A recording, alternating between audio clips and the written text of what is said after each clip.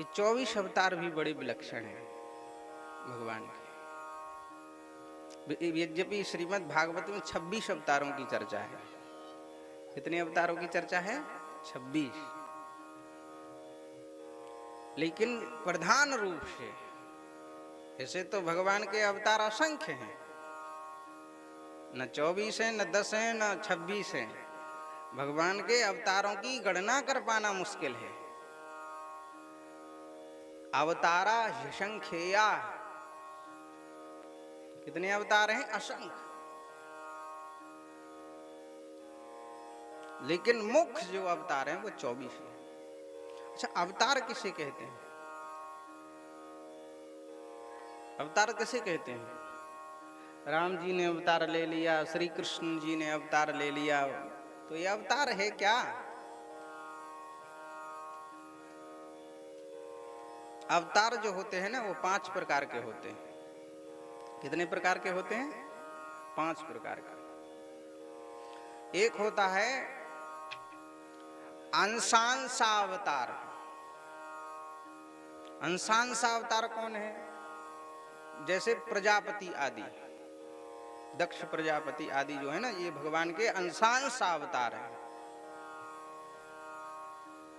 दूसरा अवतार होता है अंशावतार। अंशावतार कौन है? बोले बुद्ध कल्कि आदि। भगवान बुद्ध, भगवान कल्कि जो प्रकट होंगे, ये कौन है? अंशावतार। और तीसरा जो, जैसे बुद्ध कल्कि आदि, मत्स्य कच्छप आदि, ये सब अंशावतार है। तीसरा है कला अवतार। कला अवतार किसे कहते हैं? जैसे कपिल आदि, भगवान कपिल आदि, ये अंशावतार हैं भगवान के, ये कला अवतार हैं भगवान के। इसके बाद है, चौथा है आवेशावतार। भगवान का आवेश ही अवतरित होता है। तो आवेशावतार कौन है? बोला आवेशावतार है भगवान परशुराम आदि का। भगवान परशुराम भगवान के आवेश के अवतार हैं। और 5वां जो अवतार, 5वां प्रकार के जो अवतार है, वो है पूर्णावतार। और पूर्णावतार जैसे रामकृष्ण आदि, रामकृष्ण पूर्ण ब्रह्म परमात्मा है।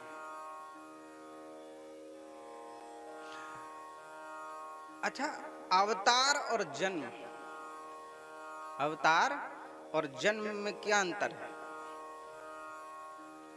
पता है?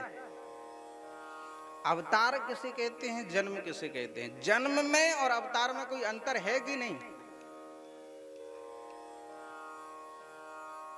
तो अंतर है। जन्म जो होता है वो कर्म के वशीभूत होकर होता है। कर्म बंधन में बंध करके जन्म लेता है व्यक्ति। जैसे हम लोग हैं, तो हम लोगों का जन्म है। और जन्म क्यों है? क्योंकि कर्म बंधन में बंधे हुए हैं हम, और अपने कर्म बंधन के अनुसार ही हमारा जन्म हुआ है। लेकिन भगवान का जन्म नहीं होता, भगवान का अवतार होता है। भगवान निज इच्छा निर्मित तनु है, अपनी इच्छा से, और हम अपनी इच्छा से आते हैं। जो कर्म के इच्छा से आए, जो कर्म बंधन में बंध के आए, जो कर्मों की इच्छा से जन्म ले, जो कर्माधीन होकर के जन्म ले, वो जीव। और जो स्वेच्छा से आए, वो परमात्मा, वो भगवान। जैसे एक उदाहरण से समझ लीजिए,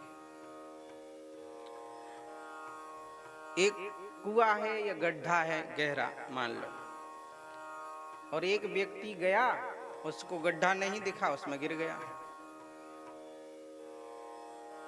दूसरा व्यक्ति वहां से निकला तो चिल्ला रहा था, भाई हमको बाहर निकाल लो, हम गिर गए। कुआं में गिरा हुआ व्यक्ति, तो जो बाहर वहां से जा रहा था, उसने देखा कि कोई इसमें गिरा हुआ है, तो उसमें देखा, तो वो गया गांव में दौड़ते दौड़ते, और एक रस्सा ले आया, रस्से को पेड़ से बांधा, और रस्सा पकड़ के कुआं में उतर गया। तो एक तो गिरा है पहले से, और दूसरा रस्सा पकड़ के कुआं में उस गिरे हुए को निकालने के लिए उतरा है।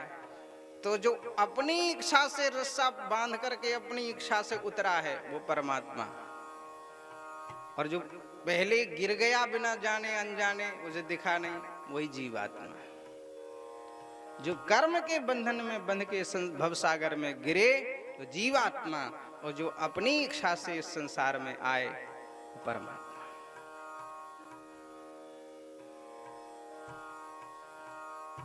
तो भगवान के अवतार 24 होते हैं। इन 24 अवतारों का सायं प्रातः गृणन भक्त्या दुख ग्रामादि मुच्यते। इन 24 अवतारों का जो सुबह और शाम नित्य निष्ठा पूर्वक श्रद्धा पूर्वक स्मरण करेगा तो उसके जीवन से दुखों का जो समूह है वो समाप्त हो जाएगा। दुख ग्रामादि मुच्यते, नष्ट हो जाएंगे दुख, दुख समाप्त हो जाएंगे सिर्फ 24 नामों को नित्य स्मरण करने से। चाहे तो क्रम से लिख लो 24, चाहो 56 छंद याद कर लो।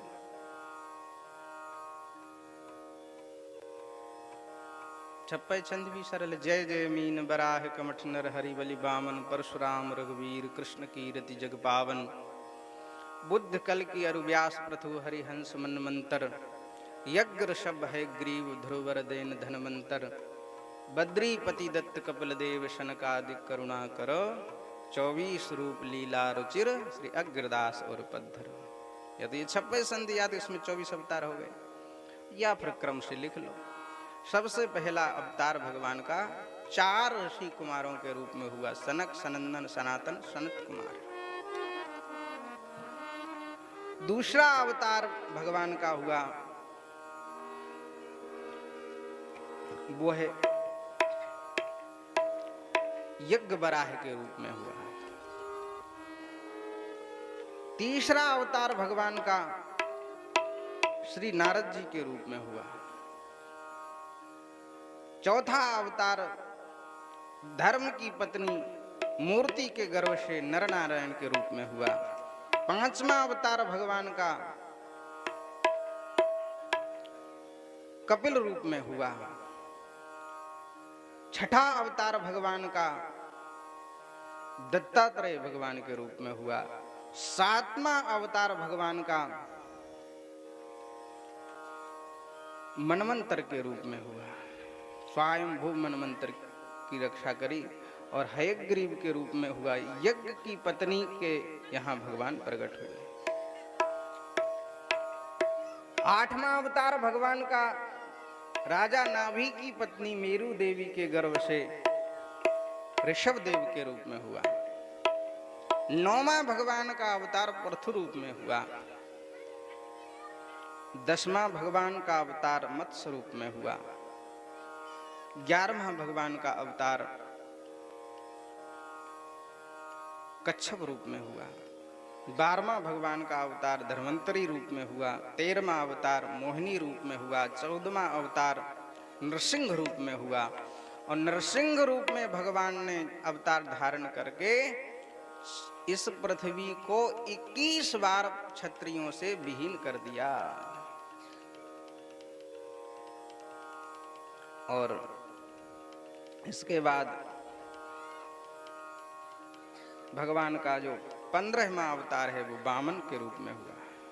वामन रूप धारण करके भगवान ने राजा बलि पर कृपा करी। 16वां जो अवतार है वो भगवान परशुराम के रूप में हुआ। 17वां जो अवतार है भगवान का वो सत्यवती के गर्भ से भगवान पाराशर जी के गर्भ रूप में हुआ। 18वां भगवान का जो अवतार हुआ वो श्री राम के रूप में हुआ है। 19वां जो अवतार हुआ वो कृष्ण बलदेव के रूप में हुआ। और 20वां जो अवतार हुआ वो भगवान बुद्ध के रूप में हुआ। और 21वां जो अवतार हुआ वह हंस के रूप में हुआ। और 22वां जो अवतार हुआ वो हयग्रीव के रूप में हुआ, और 23वां जो अवतार हुआ वो हरि रूप में हुआ। हरि अवतार 2 बार हुआ भागवत जी में।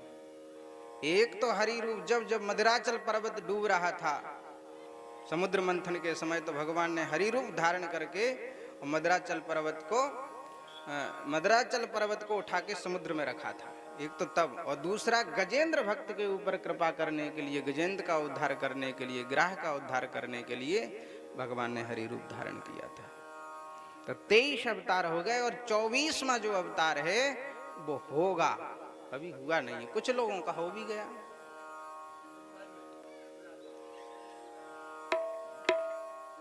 कब होगा, कहां होगा, किसके यहां होगा, ये प्रश्न है। तो संभलक ग्राम मुख्यस्या यशसा विष्णुना यशसा श्रियम। संभलक ग्राम में, मुरादाबाद जिले में, विष्णु इस ब्राह्मण के घर में भगवान का अवतार होगा। कब होगा, तो ये अवतार जो होगा वो कलयुग की संध्या वेला में होगा। कब होगा, कलयुग के संध्यांश में होगा।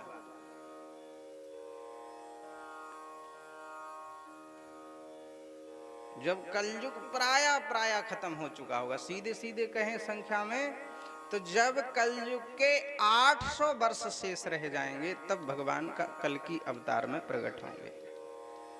कितने वर्ष, 800 वर्ष शेष बचेंगे तब भगवान कल्की रूप में प्रकट होंगे। और अभी लगभग 5200 वर्ष कलयुग के बीत चुके हैं। कितने वर्ष बीत गए, 5200 वर्ष बीत चुके हैं। और 800 वर्ष जब शेष रहेंगे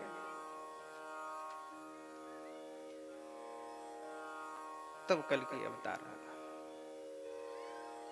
अब इसमें गुणा भाग कर लो।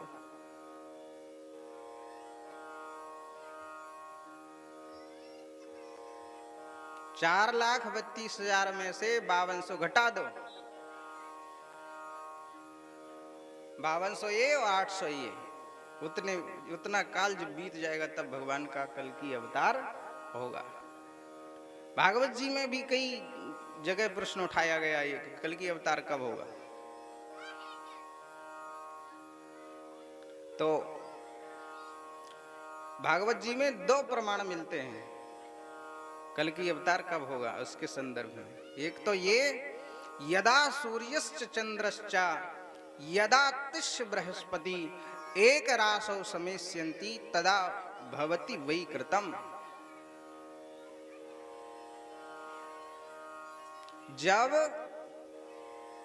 सूर्य, चंद्र और बृहस्पति, सूर्य, चंद्र और बृहस्पति जब पुष्य नक्षत्र में एक ही राशि में प्रवेश करेंगे, ये तीनों ग्रह कौन कौन, सूर्य, चंद्र और बृहस्पति, ये तीनों ग्रह एक साथ, और पुष्य नक्षत्र चल रहा होगा, और पुष्य नक्षत्र में जब ये तीनों ग्रह एक राशि में प्रवेश करेंगे तभी कलयुग का नाश हो जाएगा। कल की भगवान प्रकट हो जाएंगे, कलयुग का नाश कर देंगे और सतयुग द्वापर की स्थापना कर देंगे।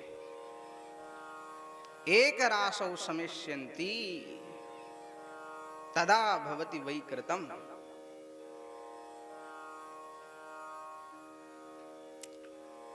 दूसरा जो प्रश्न उठाया वहां भी यही बात कही, यर्हालये स्वपि सताम न कथा हरे स्युः पाखंडिनो द्विजनः वृषला नृदेवाः स्वाहा स्वधा वसडति स्म गिरो नयत्रा शास्ता भविष्यति कलेर भगवान युगान्ते। जब संतों के आश्रमों में, महात्माओं के यहाँ जब संसार की चर्चा होने लग जाएगी, भगवान की चर्चा उनके आश्रमों से खत्म हो जाएगी, कथा कीर्तन सत्संग सुनाई जब उनके आश्रमों में नहीं देगा तब भगवान का प्राकट्य होगा। और पाखंडिनो द्विजना, ब्राह्मण जब प्राय पाखंडी हो जाएंगे, ब्राह्मण जब पाखंडी हो जाएंगे तब भगवान का अवतार होगा। और ब्रसला नृदेवा, राजा जब चोर हो जाएगा, राजा कैसे हो जाएंगे? चोर। अच्छा, चोरी का एक उदाहरण बताएं आपको। बिना कारण के प्रजा का रक्त चूसने लगेगा, धन छीनने लगेगा, ऐसा जब राजा हो जाएगा तब कल की अवतार होगा। अच्छा, एक बात बताओ, हमने टिकट किया, टिकट बनाया, रिजर्वेशन किया ट्रेन का अपने मोबाइल से, तुम्हारा कंप्यूटर भी नहीं लिया, तुम्हारे क्लर्क का भी उपयोग नहीं किया, तुम्हारी बिजली खर्च भी नहीं की, कागज खर्च भी नहीं किया, हमने सब कुछ अपने मोबाइल से किया और टिकट कंफर्म नहीं हुआ, टिकट कंफर्म नहीं हुआ तो क्या होता है?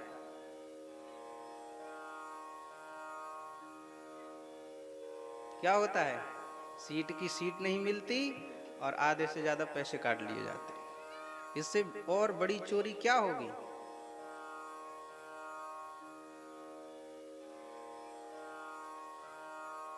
जब राजा चोर हो जाएंगे तब भगवान कल्कि का अवतार होगा।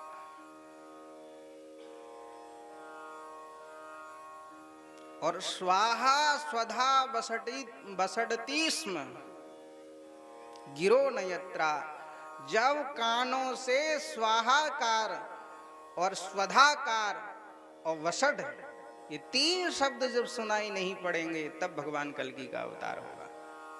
जब हवन किया जाता है तब स्वाहा, जब पितरों का तर्पण किया जाता है, पितरों को जल दिया जाता है तब स्वधा, और जब इंद्रादि देवताओं को आहुति दी जाती है तो वसट का उपयोग किया जाता है, इंद्राय वसट, ऐसा। जब तो वसट तो प्राय लुप्त हो गया और स्वधा भी लुप्त होने की कगार पे है। कहीं कहीं पितृपक्ष में, जैसे वृंदावन में केसी घाट पे, अक्रूर घाट पे मथुरा जी में, और गया जी में, और जो संतों से जुड़े हुए हैं, शास्त्र निष्ठ संतों से, विद्वानों से, ब्राह्मणों से जुड़े हुए हैं, जो सदग्रस्त परिवार, उनके घर में, उनके घरों को छोड़ के वहाँ आज भी सुनाई देता है। पितृपक्ष में लोग पितृभिया स्वधाय भिया पितृभिया तर्पण करते हैं, श्राद्ध करते हैं। अभी भी हवन होते हैं, भले ही वो स्वविधि ना हो, भले ही वो भैंस के दूध दही घी से हो, हैं, भले ही वो अमूल्य के घी से हो, हैं, भले ही वो चर्बी से हो, लेकिन होते हैं। स्वाहा स्वाहा सुनाई देता है, लेकिन स्वधा और वसट ये तो लुप्त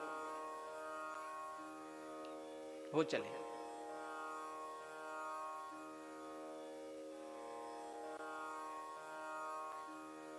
महात्माओं से कहो कि भैया तर्पण श्राद्ध किया करो, हमें क्या जरूरत, हम तो अच्युत गोत्री हो गए, हमें क्या जरूरत, हम तो, हमारा तो सब गए। अरे भले ही आप अच्युत गोत्रीय हो गए, भले ही आपके सब पितृ तर गए, आप महात्मा बन गए, भजन किया, लेकिन फिर भी तर्पण करना चाहिए। क्यों? लोक शिक्षा के लिए। किसके लिए? लोक शिक्षा के लिए। आपको एक बात बताएं,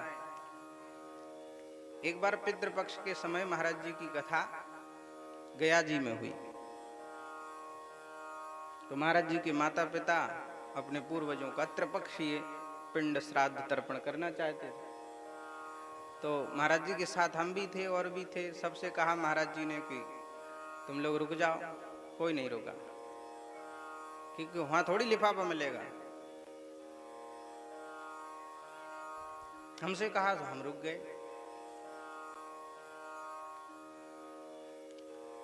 रुक गए तो महाराज जी ने कहा कि हमारे गुरुजी का भी श्राद्ध तर्पण करा देना। कौन? बोले कौन से गुरुदेव? बोले अनंत श्री समलंकृत पूज्यपाद प्रातः स्मरणीय भक्तमाल भाष्यकार श्री गणेश दास भक्तमाली जी का। अब बताइए, गणेश दास भक्तमाली जैसे महापुरुष का श्राद्ध तर्पण आवश्यक था? है? साक्षात तुलसीदास जी महाराज के अवतार थे वो। आपा ऐसी सामर्थ्य से भरे हुए थे, ऐसे सामर्थ्यशाली महापुरुष थे श्री गणेश दास भक्तमाली जी महाराज कि महाराज किसी अपात्र कुपात्र जीव का भी हाथ पकड़ ले और कहें कि चल तुझे मैं श्री कृष्ण से मिला रहा हूं, तो श्री कृष्ण से मिला दें उसको। मिलाया है कईयों को। गिरिराज जी की तलेटी में एक बच्ची को भगवान का कृष्ण बलदेव का साक्षात गौचारण करते हुए गिरिराज जी की तलेटी में दर्शन कराया श्री महाराज जी ने। कई बार, एक बार दाल बाटी का चूरमा बना रहे थे महाराज जी, और दाल बाटी के चूरमा को बना के रखा और ठाकुर जी आए नंदगांव से सखाओं के साथ, और दाल बाटी के वो लड्डू चूरमा के थे उठा के भाग गए, और महाराज जी वैसे ही हालत में दाल चूरमा के घी के हाथ लिपटाए और ठाकुर जी के पीछे, ठाकुर जी को पकड़ने के लिए पीछे भाग दिए। तो किसानों की खेतों की मेड़ों से भागते नंदगांव पहुंचे, और नंदगांव पहुंचे ऐसे ही एक कॉपिन में। वहां जब पहुंचे तो महाराज जी को वहां लोगों ने पूछा आप ऐसे कैसे आए भागा दौड़ी करते? बोले दोनों कृष्ण बलदेव गए थे हमारे चूरमा के लड्डू उठा लाए। और उस समय विलक्षण बात ये थी कि पर्दा था, ठाकुर जी को भोग लग रहा था, और भोग लग रहा था जैसे ही पुजारी जी ने अंदर जाके आचमन कराया तो क्या देखते हैं कि ठाकुर जी की भोग की थाली में चूरमा के लड्डू रखे हुए जो कृष्ण बलदेव लेके आए थे।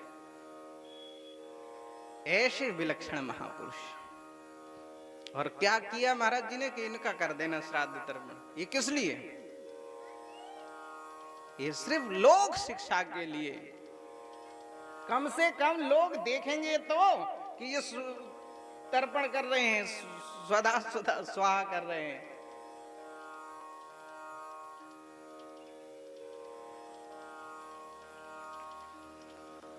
इसीलिए, बस इसलिए करें।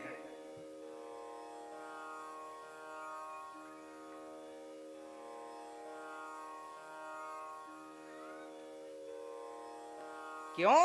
क्योंकि यद यदा चरेत श्रेष्ठम तत्तदा वेतरो जना। श्रेष्ठ जन जिन जिन चीजों का, जिन जिन अनुष्ठानों का, जिन जिन तपस्याओं का अनुकरण करते हैं, जिन जिन सिद्धांतों का पालन करते हैं, उनके अनुयायी लोग भी उन्हीं के पग चिन्हों पर चल के उन्हीं चीजों का अनुकरण करते हैं।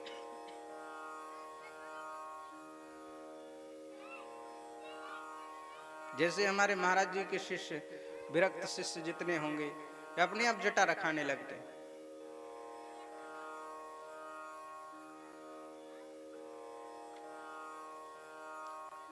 अपने आप भगवा कपड़ा पहनने लगते। यद्यपि बैरागियों में भगवा कपड़ा पहनने की परंपराएं नहीं है, अब आ गई ये परंपराएं।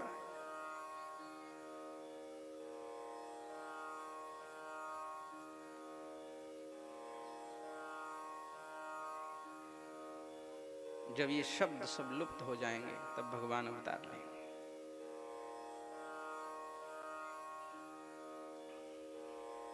कल की अवतार में भगवान का 24वां अवतार होगा।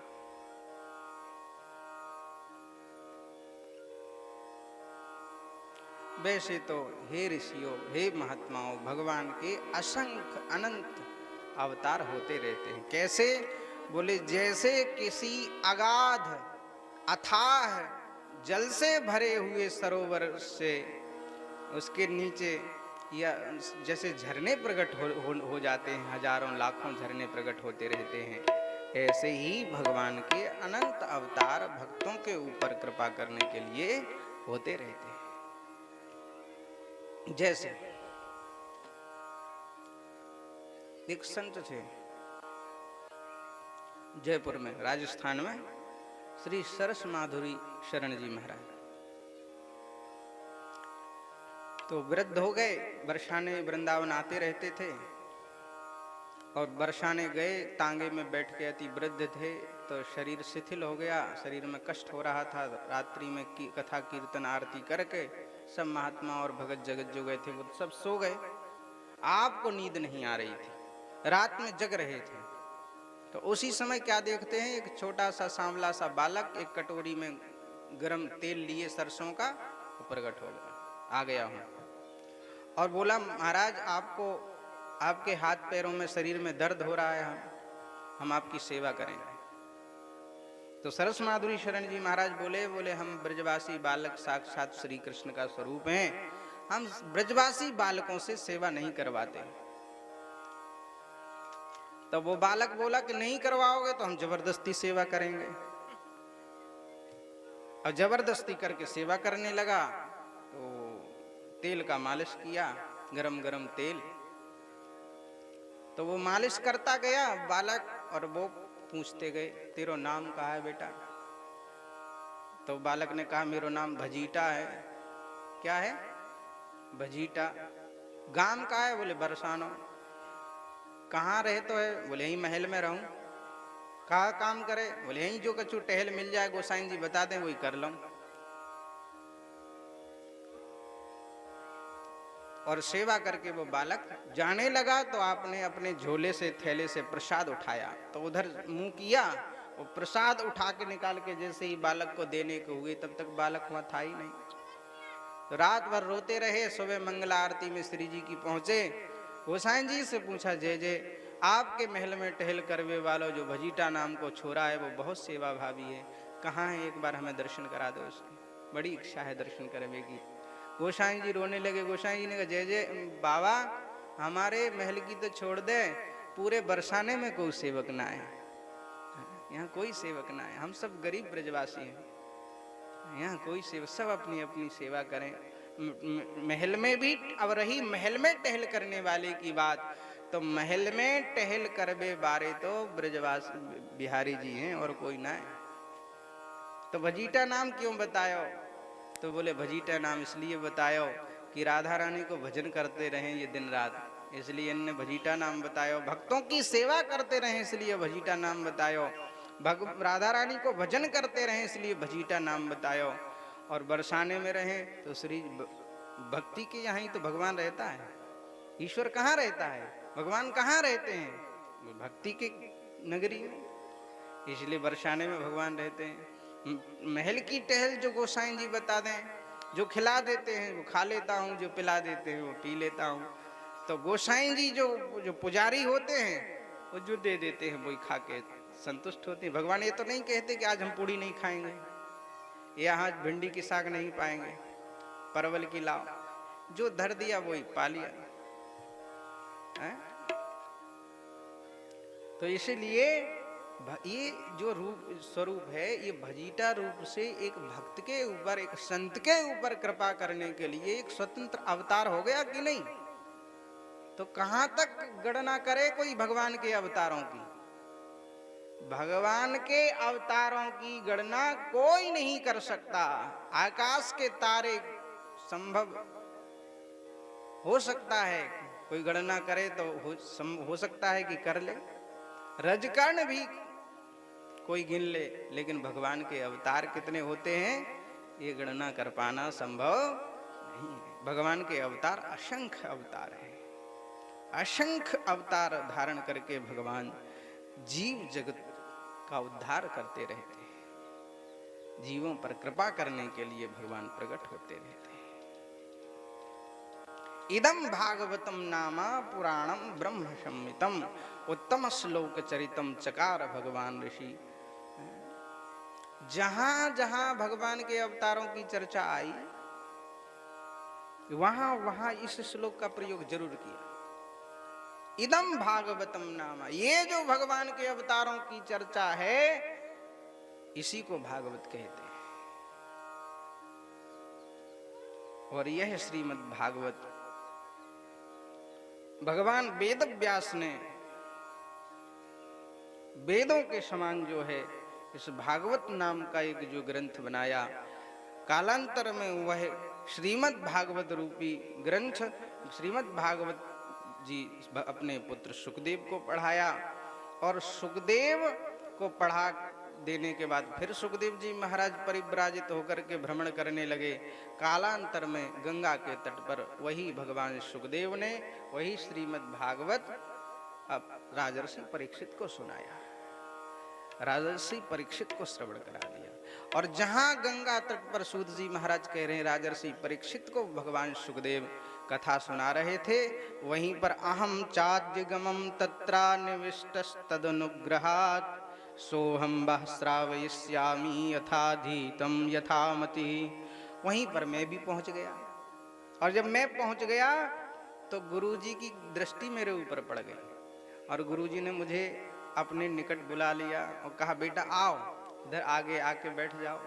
तो जहां राजर्षि परीक्षित बैठे हुए थे वहीं अर्ध आगे की पंक्ति में हमको बिठा लिया। सूत जी महाराज कह रहे हैं सुखदेव जी ने हमें बुला के आगे बिठा लिया, और वहीं पर हमने बैठ करके यह कथा सोहम वह श्राव वहीं ये श्रवण की अपने गुरुदेव सुखदेव से, और यथाधीतम यथामति है, और मेरी तुच्छ बुद्धि में जो गुरु कृपा से गुरु प्रसाद टिका वह यथाधीतम यथामति यथा समय यथामति में तुम सबको श्रवण कराऊंगा।